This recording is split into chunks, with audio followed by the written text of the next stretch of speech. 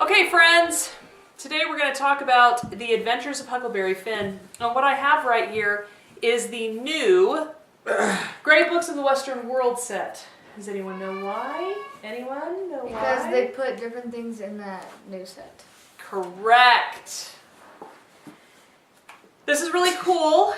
They added to the Great Book set that they had done before, and they put in 4 or 5. So they're a lot uglier, which is super annoying. Yeah, they're not as attractive. But anyway, they put in 5 new volumes, at least, that contain, well, I think it's 4, that contain 20th century readings. And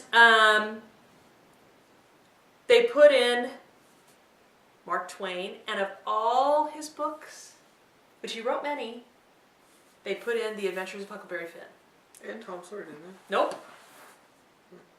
Just Huckleberry Finn. So we just finished reading it, and we're going to have a discussion on it this week. It's going to be super fantastic.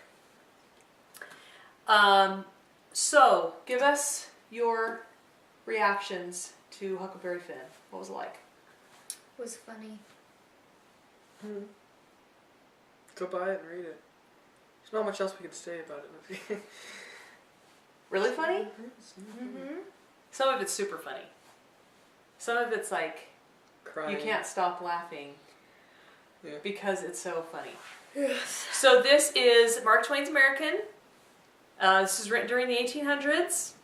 This is about the 1800s time period. Somebody give us a quick plot summary. Mine could go.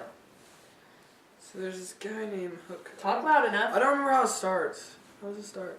That he's living with the widow. Doesn't he like run away or something? He's living with the widow and he wants to run away. He does run away, but then Tom comes Yeah. and convinces him to go back because... Why does he go back and live with the widow? I don't remember. So that he can be part of the pirate. Oh yeah, Oh yeah, and then the pirate club is falls apart. So funny. Yeah, it's so funny. And then like he goes, and then he like leaves again. And then his dad finds him? Yeah. Yes. And then he lives in the because his cabin. dad finds out that he got the money His dad's from the like last book. a really scumbaggy kind of guy. Big time. And he tries to kill him pretty much, and so then he runs away. And then Well, he doesn't want to kill Tom. No. No, His dad Huck's tries- dad Huck. tries to kill him. No, he doesn't want to kill Huck. But he tries to. No, he doesn't. When he's He all does. drunk and stuff, have you not read it? In the middle of the night that one No, I time? haven't read it. Dang it. Why are we blogging on it? Mom, really? Do you not Remember in the middle of the night and he like calls him a snake and he's like running around with like the knife trying to kill him. Oh, yes. So then he gets super scared and he... Shaw's a hole in the side of his Well, he just didn't. He wanted to run away for a long time. Yeah, and then he didn't finally like does. it. He finally Takes did the what he did. raft, he Mhm. meets up with that one black slave. Jim. And they Escaped. Yeah. He's escaped. Mm-hmm. And Huck could turn him in, but he doesn't. Yeah. So it's all their adventures together, him and Jim. And then they find like the Duke and the King are a bunch Floating. of liars. So stupid. Yeah, it's my pretty gosh. brilliant. Yeah, there's a lot of funny parts. And then Here's the thing. In the preface, Mark Twain says that there's how many dialects? Like 5? There's 5 or 6 different dialects that he's written the book in. So, and he explains it's this from this area of the South and this area of the South, and this is the way the slaves talk, and this is the way that the free people talk in this place and that place. And he's true to those dialects all the way through, which is one of the many reasons why it is a great book and why it's made it into the Great Book set, that he was able to pull that off. There's also some fantastic themes. Conscience comes up several times. What is conscience? Do we have a conscience? And Huck fights with his conscience, and it's really ironic because he's doing what's right, and he thinks he's going contrary to what's right and to his conscience. So sad and so funny. Yeah. He's like thinks he's like disobeying God in the world by doing this thing that's actually right. Yeah. But he's going against culture. Mm-hmm. And he's going against what he's been taught is right. And for me, this is a huge indicator of the fact that there is such a thing as conscience and there is such a thing as right and wrong. because contrary to what society had taught him, he still was actually honoring the equality of man and saw Jim as a real human being with real needs and was treating him better than anyone around. So like, I don't care if I go to hell. I'm doing this bad thing. You're like, wait, you're doing it good. It's so cool. Because it really, Huck is just this, I mean, in his time period, he was just kind of a scum kid. I mean, everybody just thought he was kind of trash, He lived on the streets and he had this alcoholic father and he was a mischievous kid. And he would steal stuff and he would get into trouble. But when it came down to the very most important questions of how do you treat a human being, he was actually far more merciful and far more kind and much better hearted than all these other people that were supposed to be the good people and the Christian people. So there's really a lot of really cool stuff to think about, to consider natural law and the idea of conscience. Well, it's kind of like in the really Bible with like the Pharisees and the Sadducees and all those people. And the leaders of the church were supposed to be the good guys. Yes. And that has happened many times in history. That's a great point. That the good guys are not necessarily the good guys. So then Christ was the guy living on the streets or whatever. That's true. He was doing the right thing, and he was... That's a really cool analogy. There's probably a lot of cool analogies that could be made, and I'm super excited about our discussion this week on it. Because there's a lot of interesting things to be brought up.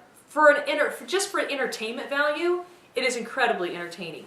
There are a few chapters. Did you feel like there were a couple times when it was starting to lag a little bit? No. Did you never feel like that? Well, a little bit on the boat, on the raft. Yeah. But still, it was hilarious. So. Yeah.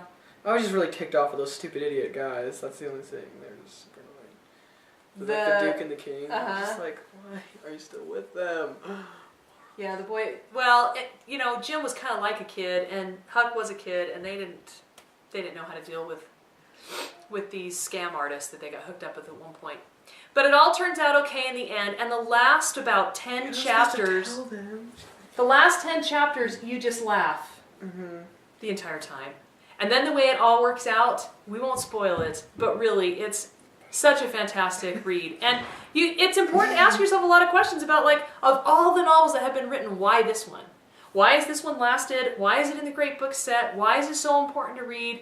What are, and I think there's many things, the dialect things, there's the deep questions that he asks, and his contribution to some important key ideas that the Great Book talks about, and there's, being true to human nature, and there's the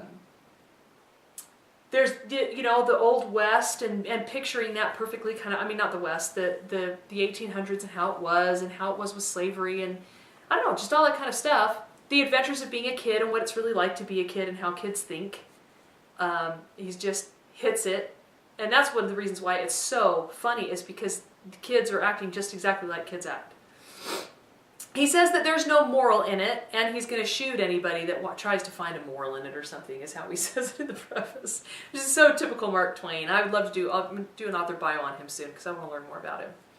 But anyway, one other thing I want to say is that it's a book that somebody made a comment to me, oh yeah, the book you always read in 5th grade, and I thought about it and I thought, boy, that's really true. We think about the Adventures of Huckleberry Finn as a kid's book, but I think it's even better as an adult.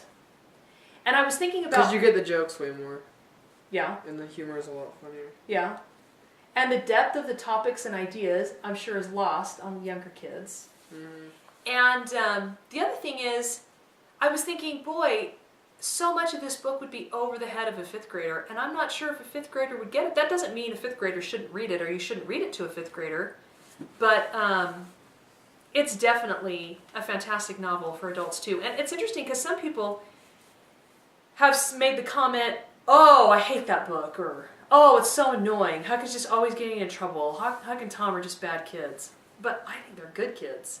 I think especially Huck is a really good kid. And he handles, and Mark Twain does this one differently as well. He tells it in Huck Finn's voice, first person. He didn't do that with Tom Sawyer. And that also is absolutely brilliant and genius. And the language that he uses as he's talking about things the way that Huck Finn would talk about them, he carries it all the way through. It's totally believable. Anyway, it's fantastic.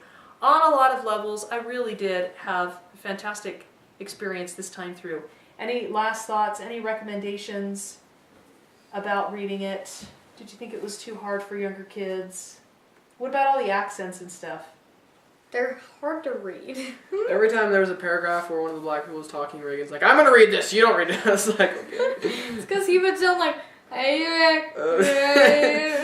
Look at him pronouncing the bloody words. You have to read it exactly the letters that are there. Yeah. And then as you read exactly the letters that are there, then you'll realize, oh, that was a word that I understand. It's part of the English language, right?